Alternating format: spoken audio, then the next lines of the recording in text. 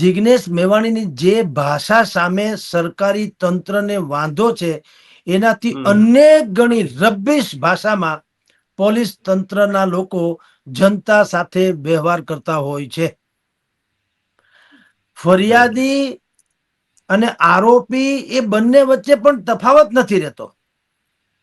તમે કલ્પના કરો, તમે ફરિયાદ કરવા જાઓ અને જો એ પોલીસ તંત્રને કઈ છેડા અડે એવો માણસ હોય સામેનો, જેની સામે તમારી ફરિયાદ હોય, એની સાથે કોઈ સાંઠગાંઠ હોય કે છેડા અડે એવો હોય, તો આપણે એવા હજારો કિસ્સા જોઈએ છે અને સાંભળીએ છીએ કે જે તે પોલીસ તંત્ર હોય કે બીજું કોઈ તંત્ર હોય, ઈ ફરિયાદીને એવી રીતે ગગલાવી નાખે જાણે એને કોઈ મોટો અપરાધ કર્યો હોય. અને એટલે આ ગુજરાતમાં અત્યારે આ મુદ્દો જે ડ્રગ્સ ઇત્યાદિનો મુદ્દો છે એ ભયંકર હદે લોક ચર્ચામાં ને લોક હૃદયમાં બેસતો જાય છે.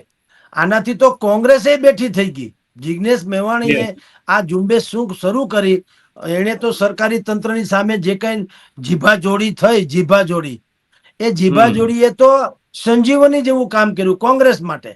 અત્યારે કોંગ્રેસ જેટલી આક્રોશ યાત્રા લઈને નીકળી હતી ખેડૂતોના પ્રશ્ને, એમાં તમે જુઓ ખેડૂતોના પ્રશ્નો હવે બાજુ પર રહી ગયા. હવે આ ડ્રગ્સ નો ડખો આવી ગયો મેઇન, અને એ તમામ સમાજને લાગુ પડે, 18 વર્ણના અને તમામ વર્ગના, એ બધાને લાગુ પડે છે. એટલે ઓર એ મુદ્દો ચમકી ગયો છે.